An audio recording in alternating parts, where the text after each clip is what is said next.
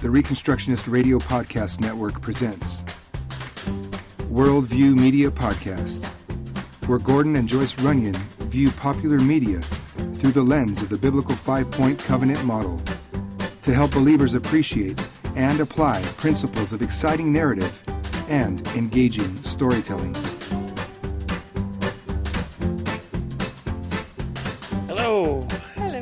Welcome to this week's exciting edition of the Worldview Media Podcast. My name is Gordon Runyon, pastor of Emmanuel Baptist Church in Tucumcari, New Mexico, and with me in studio today is the woman who fell in love with me at the altar, though she didn't know who I was. I really didn't. I had no clue what I was getting myself into. Well, that's the gamble you take. It is a gamble. This is my wife, Joyce. Hello.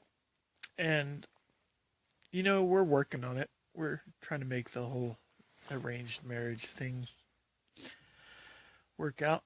I think if it was an arranged marriage, we'd be with different people.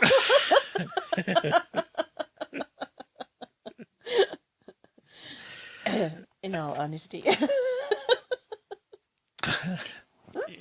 You're saying your parents wouldn't have picked me?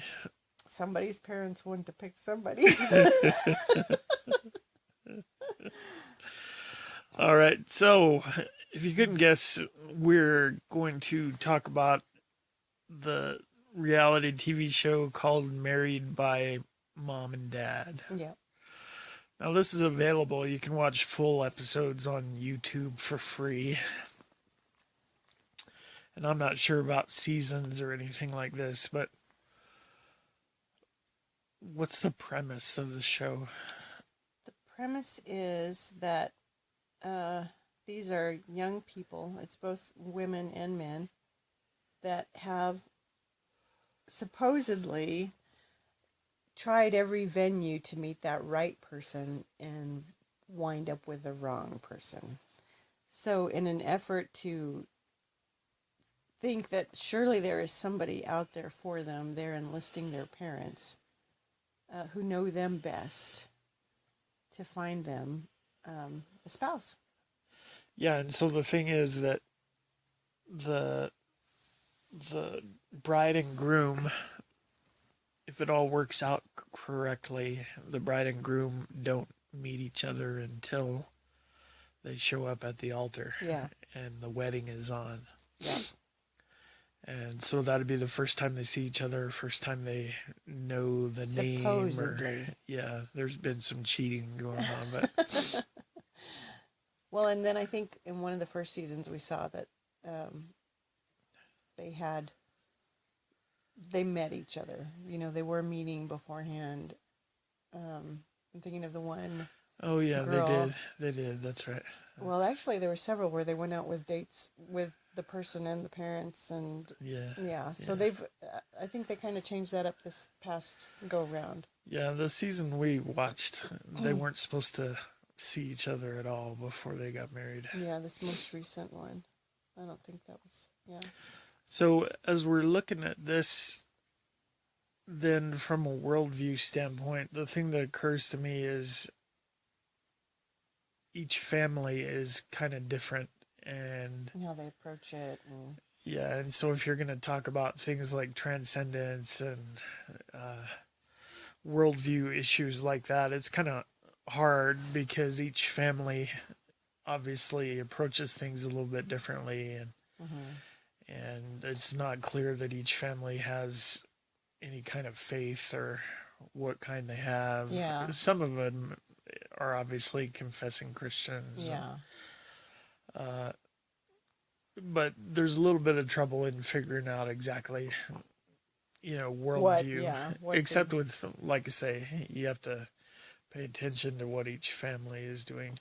But the thing that does get me, and I've noticed this, like you said when you were talking about what the premise is, about every one of these contestants, so to speak, they don't win anything other than they get married. But so you'll have this young woman who says, I'm just sick of the dating scene. I'm meeting all the wrong guys and they're not good for me. And so I just trust my parents to come up with the right guy for me. And that's the one I'll marry. But then it's obvious that they've communicated with their parents exactly what they're looking for, you know? Well, I think they do that, you know, if they want somebody who's taller, if they want, you know, there's probably some physical characteristics they're looking at. I think what's surprised me most about all this is how some of the parents fixate on silly things. Oh, yeah. You know, where it's like, well, he has to be at least 6 feet because I want to wear heels. And so, you know, you can't even consider anybody who's 5'10". Right. You know, so, or, you know, he has to have hair. Or, you know, just all these little things that they're like, you know, he can't talk weird. He can't chew with his mouth open. He can't, you know, Right. he can't do this or that or whatever. And it's just kind of funny how they fixate on, well, he's got to be tall, dark, and handsome. And if he doesn't look like that, then I don't care anything more about finding anything more about him. So it's just, it's kind of different. Right. And I just kind of, I don't know.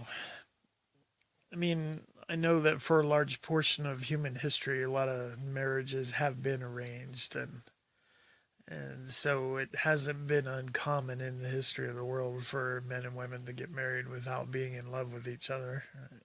And well, I think the uncommon part of it is that they really don't know each other. I mean, they completely don't know each other. It's not just like these two families are kind of, they're completely strangers. They live in different places.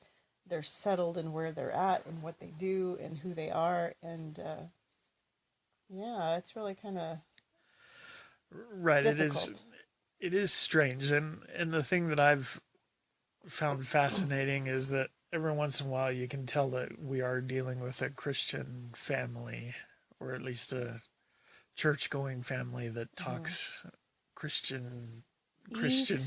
Yeah.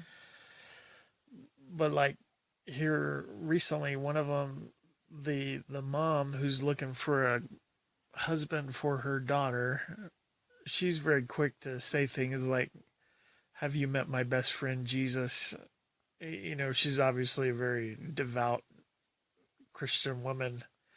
But then, so she raises her daughter as a Baptist, and, you know, whatever that means these days. And then, not much. And then the man that she picks to marry her daughter is a Catholic who really doesn't, just as far as we can see, it really doesn't show any signs of being devout, regenerate or anything. But maybe your daughter doesn't either, and so I don't know.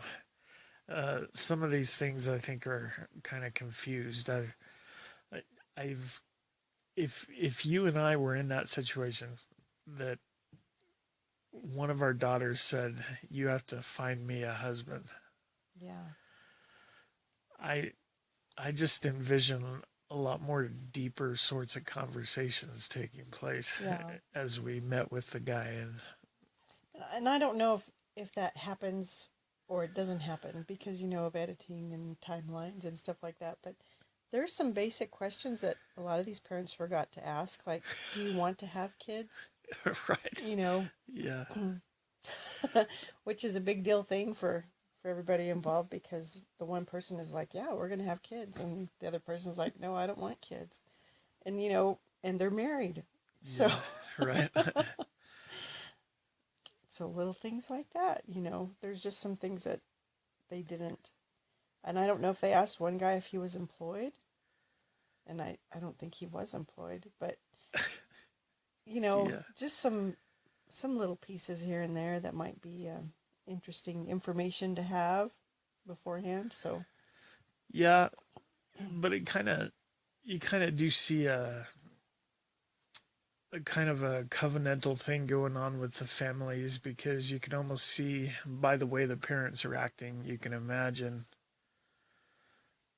well, no wonder this kid's had a hard time finding a spouse, because the parents don't have it Yeah. together, Some or of the parents have they're been divorced and yeah, remarried a few times, and right. yeah. And then when they go trying to find a spouse, like you said, and it may be all editing and stuff, but man, they're not very deep people, Yeah.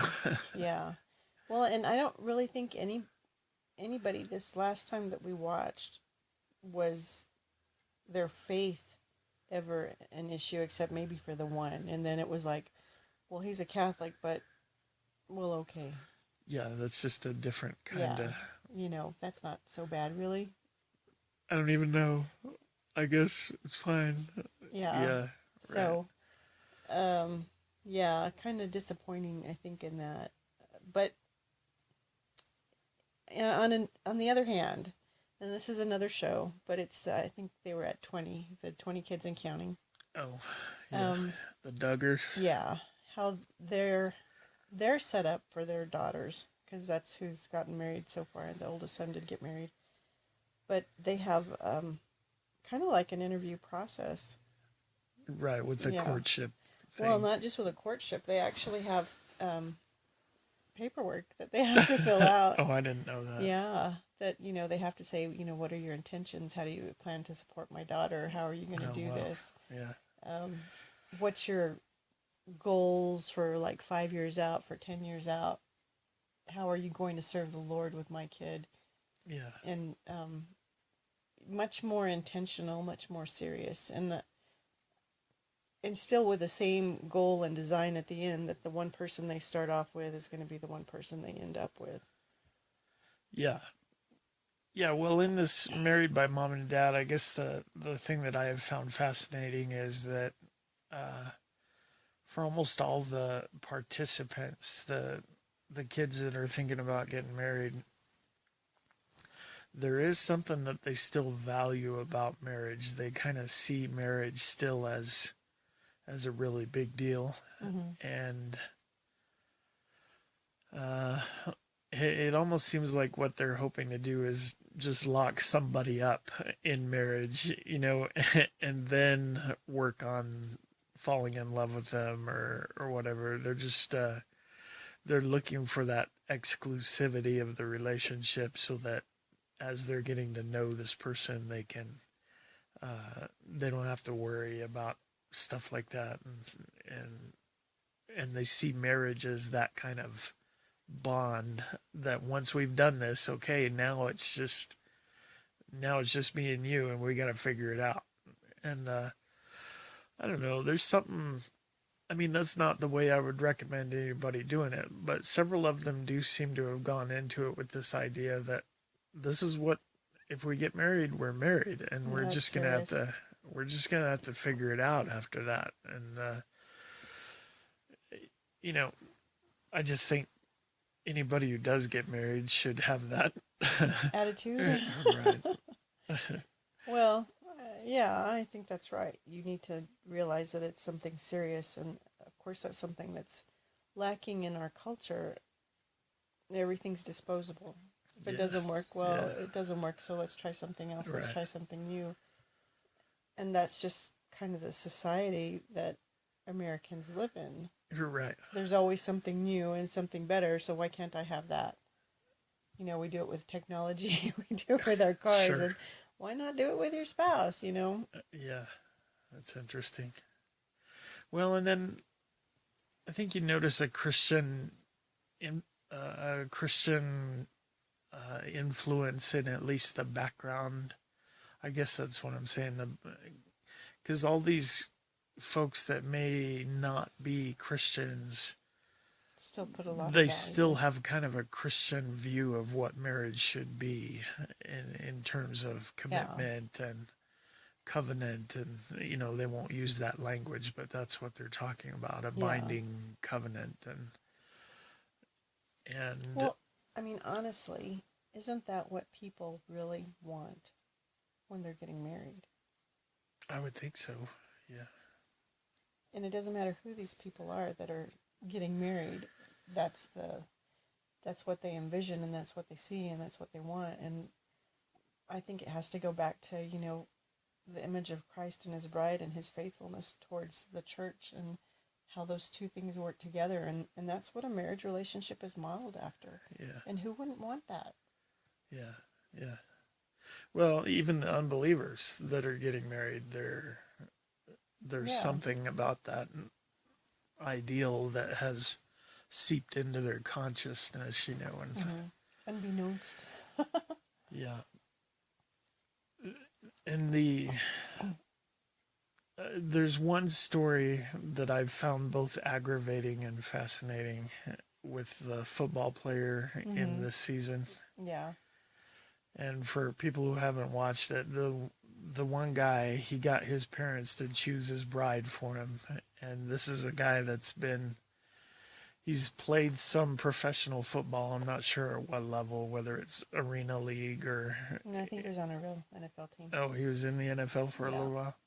So obviously, he's a handsome guy and athletic build and stuff. And I guess he's just taken full advantage of that for most of his life. Yeah. It's pretty obvious. Vain, self-centered. Yeah, extremely self-centered. Spoiled, yeah. And, we find out the more we hear from him, he's probably got dozens and dozens and dozens of sex partners in the past. And yeah, probably pretty easy. Kind of scary. Yeah, right. Right. And then, so his motivation for the whole thing is, it winds up being very self-centered. He's just come to some realization that he doesn't want to keep living his whole life like that. And he's even said things like, I want to be a better person than that, and learn to treat people better than I've treated them. And he's hoping that having a wife and being married will kind of force him to be better or something. Because you can't just be kind and considerate on your own. Right, and so that's what's been frustrating, is just watching this happen and feeling bad for the girl that she's really going to say yes, and she doesn't know what's waiting for her. But then, since the time that they did go ahead and get married, and she's finding stuff out, and my whole time I've been watching it, and I'm thinking, well, this is just going to be a disaster, Yeah.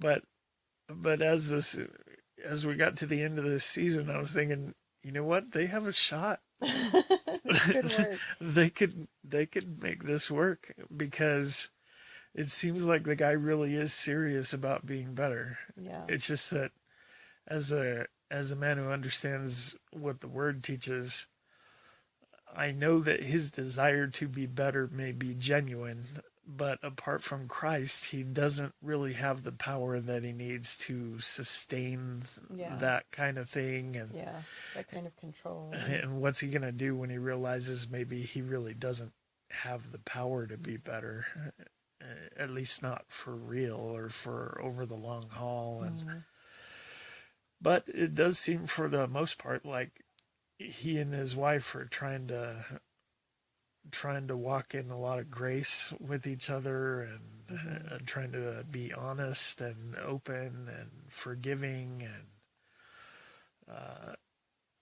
and trying to do things that build trust with each other and stuff like that. So by the end of the thing, I'm grinding my gears the whole time we're watching, and but at the very end, I'm thinking, doggone, they might pull it off. Well, I think it's funny, because our oldest daughter tells me, no way does anybody in their right mind let their parents do that.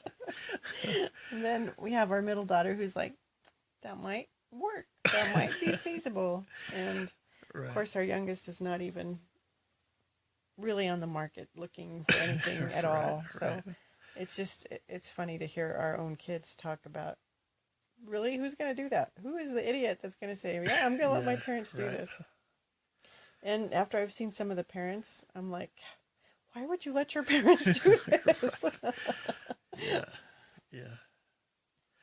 So pretty interesting, and like I say, as you watch each family, there are different kind of worldview issues. As you sit and listen to them, you can kind of discern what they're thinking. My thought was, though, I'd like to introduce a new feature in our little podcast here. A new feature. Yeah, as we're looking at worldview issues and analyzing media, I would like to, if we can remember to do it, to think about asking ourselves the question, if the media that we're talking about had been produced by self-conscious, serious Christians who were hoping to glorify God in what they're producing. Mm-hmm. If we had Christians making this media, how would it be different? Do you have any ideas? Now, are you going to do this for everything? For everything. But I mean, like, if you were doing this married by mom and dad, are you still having, like, anybody being able to be on this? Or are you going to make it more exclusive that we want people? Well, that's what I'm asking. What would you do if you were a Christian and you're in charge of making this show? If I was in charge of making this show, I would want to have everybody who's applying fill out questionnaires. Oh, yeah. So that you really have more of a I think they did that, knowledge didn't base. I don't know. I really don't know. I know they do these little video things where they look at them and they talk and say some stuff, but I don't know.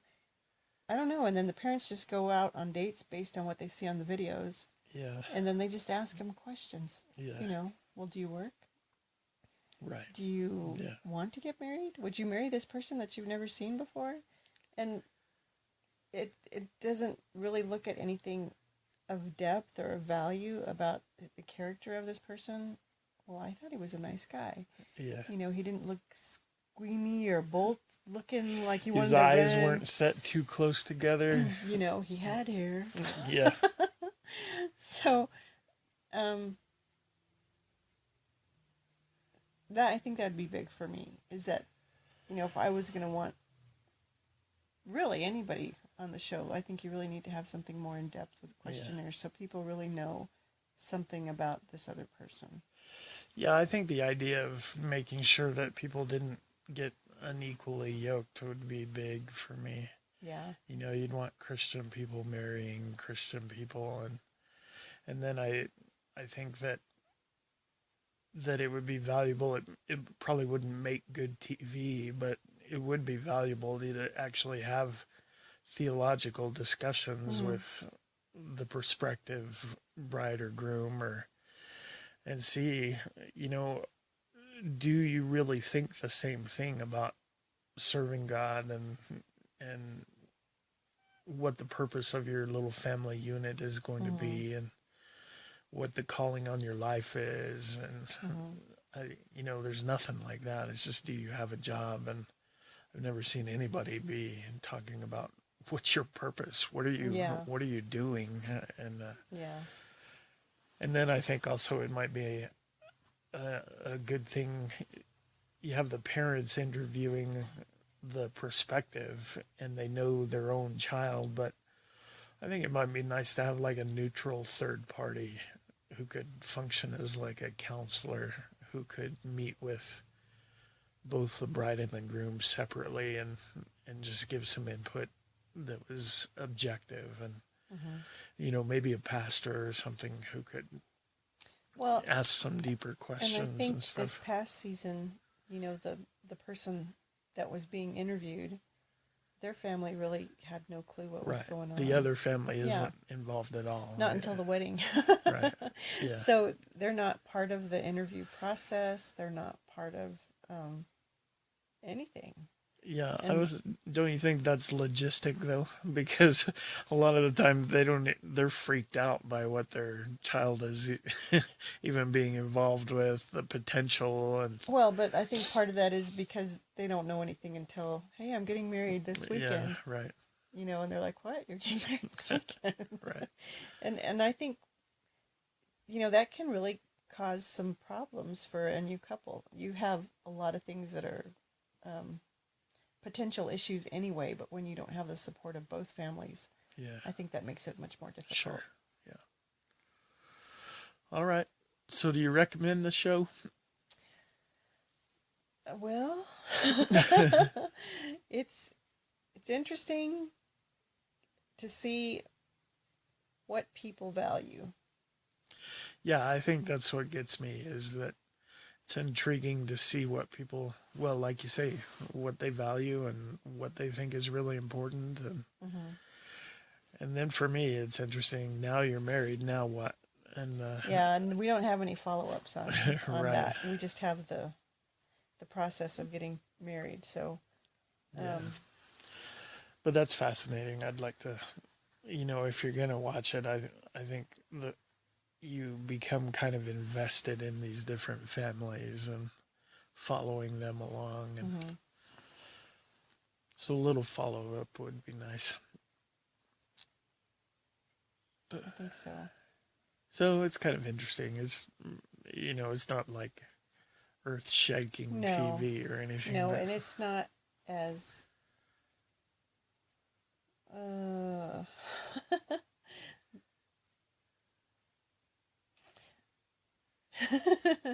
well, it's interesting. It's interesting to watch and see different family dynamics and see how these families interact with each other. And, of course they're trying to do the best thing that they think they can do for their child. Yeah.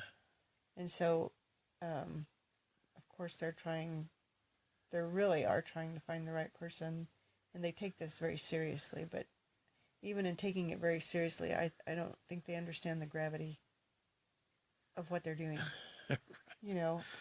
Really. I really don't think they get... They're like, well, it'd just be good for you to be married, Sure. and we want to find you the right guy. Right. But this is really serious. Yeah, so kind of fun. You might take a look at it. Kind of interesting. And then it's interesting. We've done this thing, like driving places in the car where, with the daughters in the back seat, and you and I don't know why we did it, or if it was related to this show or not, but driving along, you and I started to describe who their perfect guy would be. Yeah. And I think they were all shocked at how close we came. Yeah. For all of them, we knew what they wanted and what they thought was important. And I think we'd be really good at picking that. All right, let's take our break and we'll come back, and we've got a special request from a listener, and we'll handle that right after our break here. The Reconstructionist Radio Podcast Network brings to you a complete lineup of podcasts where you will hear practical and tactical theology. Our desire is not simply that you consume our shows, but that you also live out your faith in every area of life. We can talk all day long about these things, but if we fail to put them into practice, then we fail as ambassadors of Jesus Christ, our King. Subscribe now to your favorite Reconstructionist Radio Podcast Network shows, or you can subscribe to the Reconstructionist Radio Master Feed, where all of the content we produce, including the audiobooks and audio articles, will pop up as soon as they are available. And don't forget to visit ReconstructionistRadio.com to volunteer as a narrator or to partner with this ministry financially. May the Holy Spirit stir you into action for Christ and His kingdom.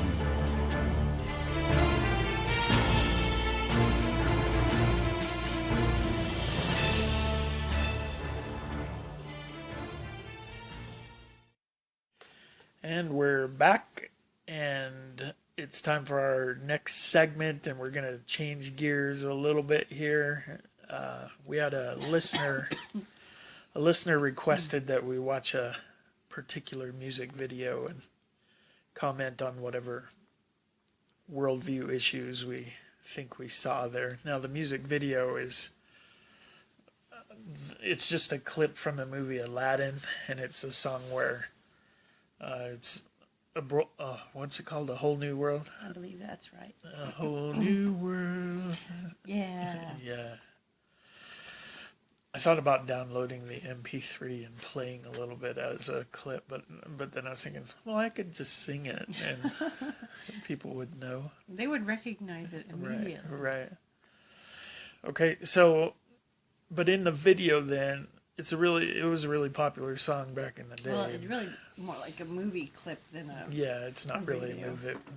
not really a music video. Yeah. Here comes our screaming cat.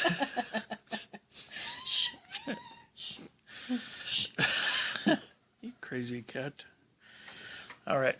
So in the movie then what's happening is Aladdin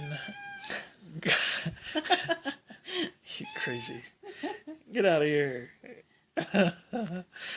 So in the movie, Aladdin goes to Princess Jasmine's balcony and takes her for a ride, pretty much across all the way to Egypt. I don't know where they are, but I think they wind up in China. Yeah, so it's a magical carpet ride. Right. I think that's in the song. Well, at least there's consistency there then. So they go on this ride, and the point of the lyrics of the song, or what I kind of fixate on a little bit, is Aladdin going on and saying, I will open your eyes, show you wonder after wonder, and show you things you've never imagined. And I guess my thought, worldview-wise, is that if a guy, this is purely hypothetical, but if a guy showed up in a fancy car at night here and took our teenage daughter out her bedroom window without our knowledge and went riding around, I'd be pretty perturbed.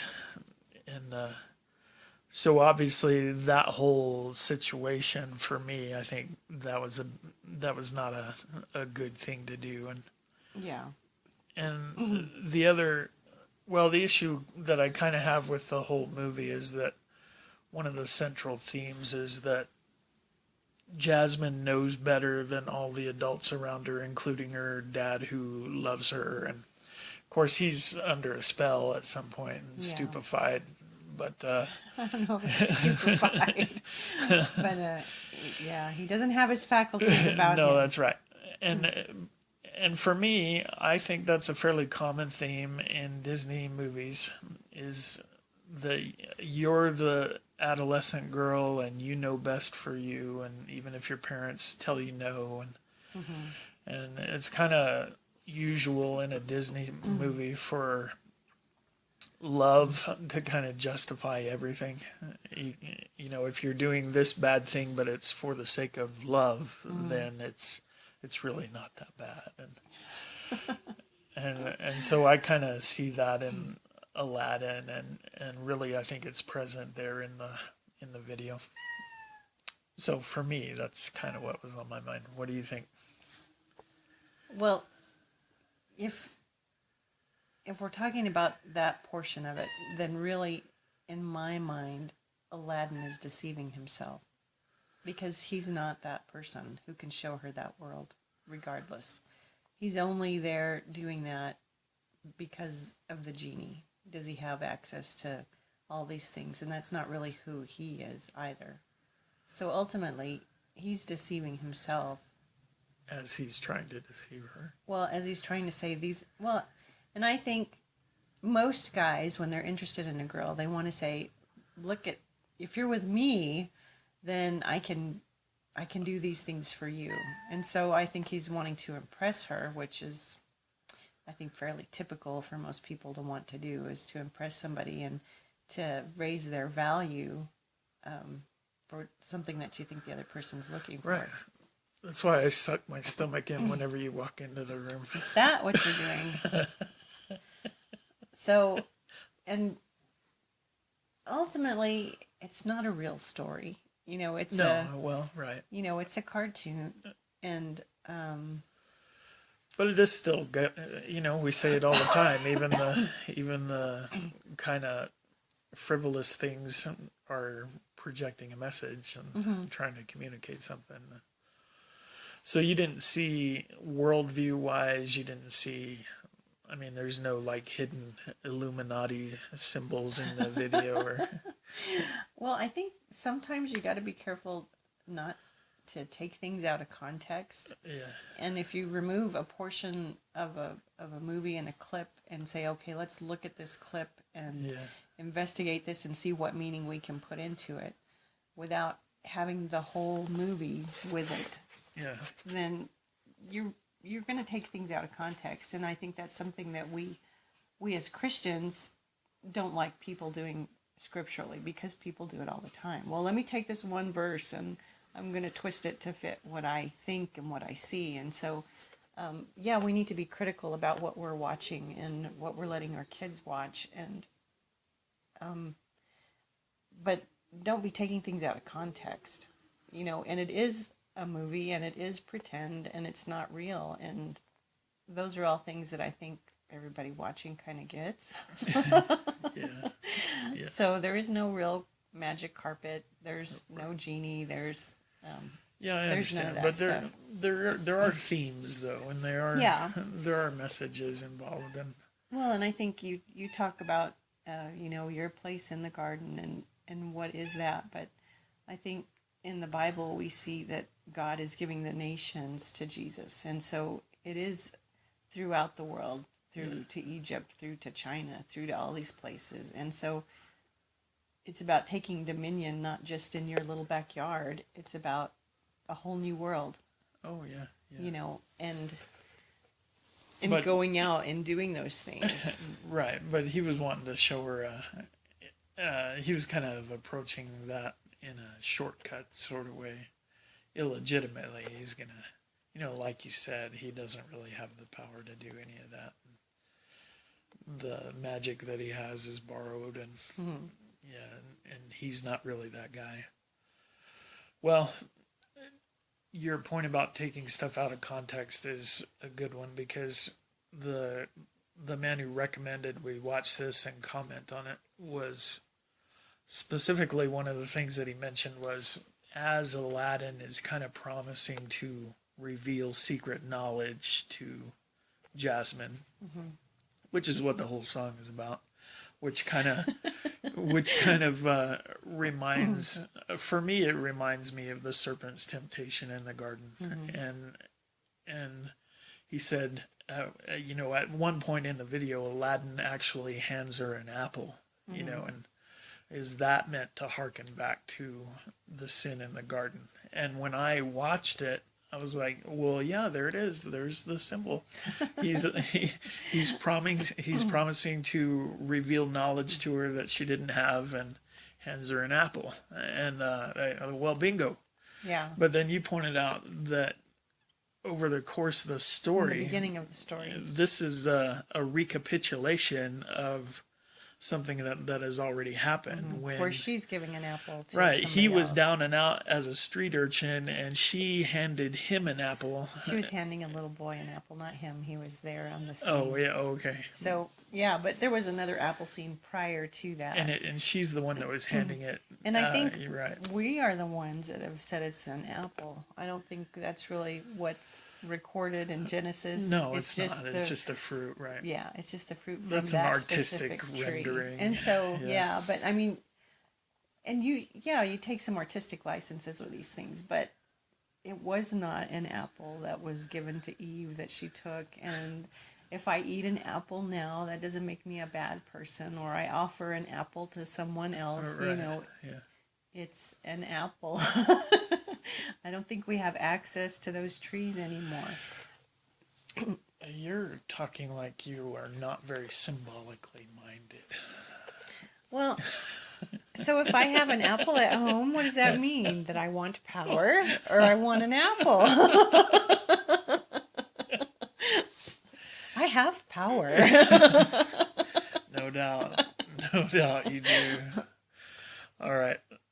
So would there be a more Christian way to have done this scene? Have you given any thought to that, or been able to think about it? Well, I think when we look at that, how would a Christian do this story? And could we do this story in a Christian perspective? And with the cultural references and genies and all that stuff, I don't know. I think we also run into problems with a lot of the works that are so-called Christian because they seem very shallow. Right. And they seem very, they're just really not applicable to everyday living. Yeah. And so you fall into a pit when you go the other way too, by just saying, well, I'm going to do everything completely with a Christian perspective, and they don't do as well. Well, I don't because think it seems like you're just forcing Christian stuff onto whatever your story is. Yeah. Sewing crosses on the shoes, you know. And so there has to be a way to do that is intelligent, that isn't that doesn't compromise things, and that doesn't make your audience feel like they're stupid. Right. You know, and I think that's a hard thing. That really is a hard thing to do today. If we look at writers in the past, I think of C.S. Lewis and the Narnia series that he did, and those are books that everybody likes to read. They're not exclusively a Christian book for a Christian audience. But if you look at some of the other things that are really just more exclusively Christian, they don't have a wide reach. They don't have, they're not reaching to anyone outside of Christendom. So is that good? And why? Why aren't they doing that? Is it just what's in there that people aren't finding worthwhile to read? Right. And even with Tolkien, he was a contemporary of C.S. Lewis, but I don't think he ever said, yeah, this is a Christian perspective. He just in fact, he was adamant that there were no allegories in his story. You know, Aragorn didn't stand for Jesus or something like that. Yeah. Although there were some parallels. But is that? Yeah, I don't know, because he was always very careful to be like, oh no, but you can't write in a vacuum. You can't do any creative arts in a vacuum, and what you believe ultimately flows. It flows out into what you're doing, and so. I agree. I think you've nailed that. And was Disney a Christian? Well, probably not. Right. You know, but his stories are fun. There's usually some type of lesson in them that can be applied, even if it's don't be that person. You know, and as parents, you need to be looking for those lessons to teach as well when you're watching them. You know, is this really something that would be wise for us to do? Well, maybe not. And it's always having a conversation with your kids. I think we tried to do that when we were raising the girls when they were little beans. And for us, you know, Santa is just a rampant thing in our society, and we made not you and me. You're saying us in general. We made a decision that we were going. You know, Santa isn't real. Right. Straight up from the beginning, it wasn't something they found out when they were 8 or 9. Right. You know, we told them Santa is not real. Right. We do not believe in Santa. He's a nice story. It's a nice character to think about. But Christmas is not about Santa. Christmas is about Jesus. Sure. And also, you are not allowed to tell this to any of your friends because their parents say Santa is real. And I can't have you tell them that it's not, because that would ruin a lot of things for a lot of people. But a lot of that stuff we were just very upfront with our kids about, that Sure. This holiday may be associated with the Easter Bunny. Easter Bunny doesn't visit here. You may get an Easter basket, but it's not from a bunny, you know. And there's a lot of fun things that we can do and participate in and have our kids have access to without endorsing it fully and saying we believe in this and we have to believe in that. And it's the same way. Or you can play sports without being a sports idolater. Yeah. You can watch sports without and be interested in it without elevating it to something beyond what it should be. Some kind of rival to God or something like that. Which sometimes that's hard during football. But now football's over, so that's good. Yeah. All right. So I think that means we're about done. And so thank you for tuning in. Nobody's still listening, of course, but if you are, wow. Why? You should be doing kingdom stuff. Yeah. Okay. So anyway, the one of you out there that's listening, thank you. And go out and take dominion now. In Jesus' name, amen. Bye. Bye.